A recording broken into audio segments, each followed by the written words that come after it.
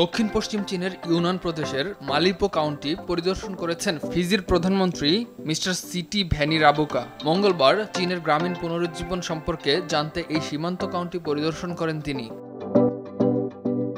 রাষ্ট্রীয় সফরে 12 থেকে 21 আগস্ট এই 10 দিন চীন সফরে থাকবেন প্রধানমন্ত্রী সিটি ভ্যানিরাবুকা। চীন সফরের প্রথম দিনেই ইউনানের রাজধানী কুনমিং থেকে মালিপোতে পৌঁছান প্রধানমন্ত্রী মিস্টার সিটি ভ্যানিরাবুকা।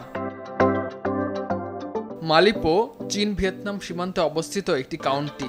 এই কাউন্টির জনসংখ্যা প্রায় 2,40,000। মালিপো কাউন্টি ছিল চীনের সবচেয়ে দরিদ্র অঞ্চলগুলোর মধ্যে একটি। 2020 সালে স্থানীয় সরকারের উদ্যোগে দারিদ্র্যমুক্ত হয় এই কাউন্টি। কাউন্টির অন্যতম গ্রাম পিং আনপো এবং নানু গ্রাম দুটি পরিদর্শন করেন প্রধানমন্ত্রী সিটি ভ্যানিরা। এ সময় সেখানকার গ্রামীণ পুনরুজ্জীবন, কৃষি উন্নয়ন, শিক্ষা এবং জাতিগত সংস্কৃতির সুরক্ষায় সরকারি নানা উন্নয়নে মুগ্ধ হন প্রধানমন্ত্রী ভ্যানিরাবুকা।